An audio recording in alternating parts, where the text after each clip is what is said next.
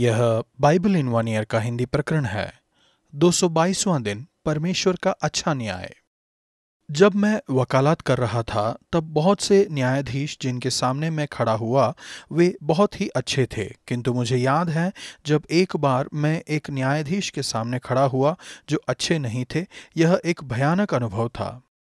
एक आपराधिक मामले में मैं प्रतिवादी को प्रस्तुत कर रहा था। यह केवल दूसरा मामला था जिसे मैंने जूरी के सामने किया। मैं 23 वर्ष का था और निश्चित ही बहुत ही अनुभवहीन था। फिर भी मुझे ऐसा लग रहा था कि जिस तरह से न्यायाधीश मामले से निपट रहे थे उनमें बहुत कुछ गलत था। वह निरंतर मुझे टोक रही थीं जब कभी मैं एक गवाही की जांच करता था। वह अपने खुद के प्रश्नों से बार बार हस्तक्षेप कर रही थीं। अंत में मैं वह बनकर रह गया जैसा कि न्यायालय के कर्मचारी कहलाते हैं, न्यायाधीश के साथ खड़े रहने वाला। न्यायाधीश के द्वारा तथ्यों का व्यक्त किया जाना ऐसा था जैसे दूसरे अभियोगी बात कर रहे हों। मेरे मुवक्किल को उचित रीति से दोषी ठहराया गया और बंदीगृह में भेज दिया गया। हमने अपील की इस आधार पर कि प्रतिवादी की जांच ईमानदारी से की जानी चाहिए और उन्हें मौका नहीं दिया गया। जब मैं अपील करने के लिए 3 वरिष्ठ न्यायाधीशों के सामने खड़ा हुआ, मैं बहुत ही व्याकुल था कि वे इस बात से सहमत नहीं हों कि मैं न्यायाधीश के साथ केवल खड़े रहने का काम कर रहा था। मुझे राहत मिली जब मैंने जाना कि जांच करने में उस न्यायाधीश के तरीके से वे भी उतने ही आतंकित थे जितना कि मैं था। उन्होंने उस निर्णय को पलट दिया और ब्रिटिश न्याय व्यवस्था में मेरा विश्वास पहले जैसा हो गया। विश्व के बहुत से भागों में अच्छे न्यायाधीशों की कमी है। वहाँ पर व्यवस्था का कोई नियम नहीं है। इसके परिणाम स्वरूप भयानक अन्याय होते हैं। विशेष रूप से गरीब शिकार बनते हैं, विशेष रूप से यदि न्यायाधीश रिश्वत लेने वाले और भ्रष्ट हों तो। भजन संहिता 94 का 1 से 11। पृथ्वी के न्यायी। प्रभु परमेश्वर पृथ्वी के न्यायी हैं। इस समय हम हमेशा न्याय नहीं देखते हैं। हम दुष्टता को देखते हैं, अखड़पन और घमंड देखते हैं। हम देखते हैं लोगों को कुचलते और सताए जाते हुए। असल में हम गरीब, विधवा, परदेशी और अनाथ को कष्ट उठाते हुए देखते हैं। भजन संहिता के लेखक न्याय की दुहाई देते हैं। परमेश्वर एक न्यायी परमेश्वर हैं। वह बदला लेते हैं। यह प्रतिशोध की भावना रखना नहीं है, बल्कि बुराई और दुष्टता के लिए उचित और सही उत्तर है। वह घमंडियों को बदला दें। अब दुष्ट इससे बचकर नहीं निकल जाएंगे। अब गरीबों पर अत्याचार नहीं होगा। परमेश्वर का न्याय उनके प्रेम का एक पहलू है। वह पीड़ितों से प्रेम करते हैं, इसलिए वह उनके पक्ष में कार्य करते हैं कि उनके सताने वालों का न्याय करें। अन्याय विश्व में कष्ट उठाने का कारण है। निर्दोष को बचाने के लिए यह प्रेम का एक कार्य है कि उन्हें न्याय दिलाया जाए। उदाहरण के लिए, जो शारीरिक संबंध बनाने के लिए लोगों की तस्करी करते हैं। कभी कभी शायद से हम सोचें कि परमेश्वर ध्यान नहीं देते हैं या परमेश्वर को फर्क नहीं पड़ता, किंतु वास्तविकता यह है कि परमेश्वर जिन्होंने कान दिए हैं वह सुनते हैं और जिन्होंने आंख दी है वह देखते हैं। इसका अर्थ है कि परमेश्वर का न्याय प्रेमी और सिद्ध होगा। परमेश्वर के पास पूर्ण ज्ञान है क्योंकि परमेश्वर सभी मनुष्यों की कल्पनाओं को जानते हैं और वह करने में सक्षम है और सिद्ध न्याय करेंगे। परमेश्वर आपका धन्यवाद क्योंकि एक दिन हम सिद्ध न्याय को सिद्ध न्यायी के द्वारा होते हुए देखेंगे। इस दौरान परमेश्वर हमारी सहायता कीजिए कि इस पृथ्वी पर न्याय पाने का प्रयास करें, विशेष रूप से गरीबों के लिए। नया नियम 1 कुरिन्थियों 6 का 1 से 20। कलीसिया में न्याय।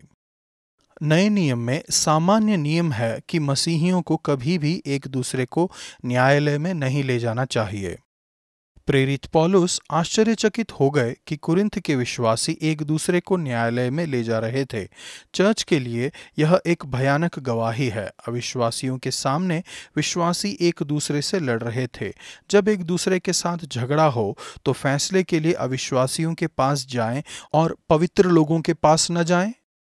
मुकदमा करने से बेहतर है कि अन्याय सह लो और हानि उठा लो, किंतु पौलुस उनसे विनती करते हैं कि यदि वे वाद विवाद में पड़ जाते हैं तो उन्हें अपने बीच में ही मामले को सुलझाना है। यदि सच में एक विवाद को सुलझाना आवश्यक है तो उन्हें चर्च में न्यायी को नियुक्त करना चाहिए। पौलुस बताते हैं कि एक दिन संत विश्व का न्याय करेंगे। वह दिन आ रहा है जब यीशु के अनुयायी विश्व का न्याय करेंगे।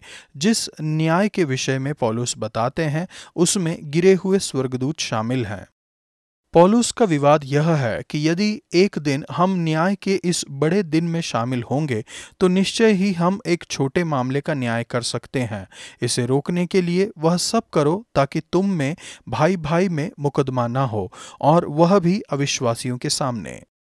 एक अंतिम न्याय होगा। दुष्ट परमेश्वर के राज्य के वारिस न होंगे। पौलुस विभिन्न प्रकार के पापियों की सूची देते हैं। न वैश्यागामी, न मूर्ति पूजक, न परस्त्रीगामी, न लुच्चे, न पुरुषगामी, न चोर, न लोभी, न पियक्कड़, न गाली देने वाले, न अंधेर करने वाले परमेश्वर के राज्य के वारिस होंगे। जिन लोगों को पौलुस पत्र लिख रहे थे उनमें से बहुत से भूतकाल में इस प्रकार की जीवन शैली में शामिल होंगे और पौलुस की सूची में शामिल होंगे। लेकिन वह लिखते हैं, और तुम में से कितने ऐसे ही थे, परंतु तुम प्रभु यीशु मसीह के नाम में और हमारे परमेश्वर की आत्मा से धोए गए और पवित्र हुए और सत्यनिष्ठ ठहरे। अंतिम न्याय के दिन हम सभी पर दोष लगाए जाने के योग्य हैं। हमारे पास स्वयं सत्यनिष्ठा या घमंड करने का कोई कारण नहीं है। आपके लिए यीशु की मृत्यु के द्वारा आप धोए गए, शुद्ध किए गए और सत्यनिष्ठ ठहराए गए। निर्दोष ठहरने का अर्थ है परमेश्वर के महान न्यायालय में निर्दोष ठहरे हैं, न्याय किया गया, और आप अभी इस निर्णय को ग्रहण करते हैं। आप भविष्य के विषय में महान आत्मविश्वास रख सकते हैं। मृत्यु अंत नहीं है। परमेश्वर ने अपनी सामर्थ्य से प्रभु को जिलाया और हमें भी जिलाएंगे। न केवल आप इस बात के प्रति सुनिश्चित हो सकते हैं कि एक दिन आप अनंत जीवन के लिए जिलाए जाएंगे, लेकिन यीशु के द्वारा आप इस बात के प्रति भी सुनिश्चित हो सकते हैं कि सारी पृथ्वी के न्याय के सामने आप निर्भीकता से आ सकते हैं, शुद्ध होकर और निर्दोष ठहरकर। इसका यह अर्थ नहीं है कि आप जो चाहें वह कर सकते हैं। इसके बजाय यह विपरीत है। अब आपका शरीर पवित्र आत्मा का एक मंदिर है। आप एक दाम देकर खरीदे गए हैं, इसीलिए व्यभिचार से बचे रहिए। हमें अवश्य ही वैश्यागमन नहीं करना है, जो कि कटिबद्धता और विश्वसनीयता को दूर करती है और हमें पहले से अधिक अकेला कर देती है। आपका शरीर एक पवित्र स्थान है, पवित्र आत्मा का स्थान। किसी चीज के अधीन मत होइए। आपका शरीर परमेश्वर का है। परमेश्वर का सम्मान करने के लिए इसका इस्तेमाल कीजिए। परमेश्वर, आपका धन्यवाद क्योंकि यीशु के लहू के द्वारा मैं धोया गया और साफ किया गया। आपका धन्यवाद क्योंकि मैं पहले ही निर्दोष ठहराया गया हूँ। मेरी सहायता कीजिए कि ऐसे व्यक्ति की तरह जीऊं जो मुक्त कर दिया गया है, और जो कुछ करूं उसमें आपका सम्मान हो। पुराना नियम, दूसरा इतिहास 1:1-17। सुलेमान का न्याय। क्या आप कभी किसी चीज से अत्यधिक प्रभावित महसूस करते हैं जो आपको करनी थी? मैं निश्चित ही करता हूं। सुलेमान ने एक मुश्किल कार्य का सामना किया। सुलेमान का राज्य मजबूती से स्थापित था। सुलेमान ने समस्त इस्राएल और न्यायियों से बातें की। वह खुद एक न्यायी के रूप में कार्य करते थे। असल में संपूर्ण इतिहास में सुलेमान अपने अच्छे न्याय के लिए जाने जाते हैं। लोग उनका सम्मान करते थे क्योंकि उन्होंने देखा कि न्याय करने के लिए उनके पास परमेश्वर की बुद्धि थी।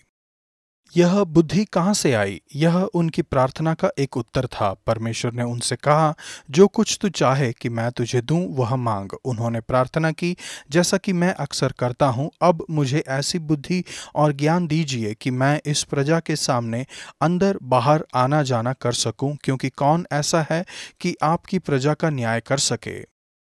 परमेश्वर ने सुलेमान को उत्तर दिया, तेरी जो ऐसी ही इच्छा हुई, अर्थात तूने न तो धन संपत्ति मांगी है, न ऐश्वर्य, और न अपने बैरियों का प्राण, और न अपनी दीर्घायु मांगी, केवल बुद्धि और ज्ञान का वर मांगा है, जिससे तू मेरी प्रजा का, जिसके ऊपर मैंने तुझे राजा नियुक्त किया है, न्याय कर सके।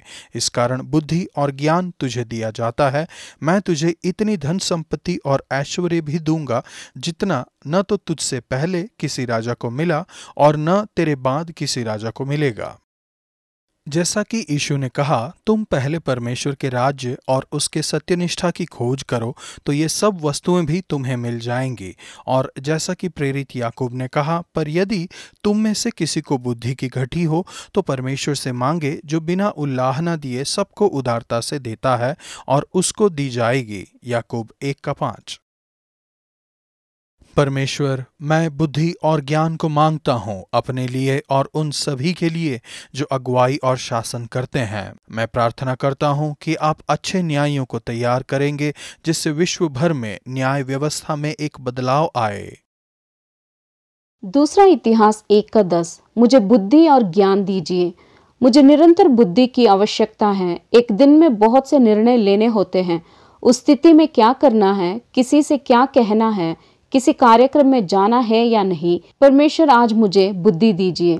आज का वचन, क्या तुम नहीं जानते कि तुम्हारा देह पवित्र आत्मा का मंदिर है, जो तुम में बसा हुआ है और तुम्हें परमेश्वर की ओर से मिला है, और तुम अपने नहीं हो। 1 कोरिन्थियों 6:19।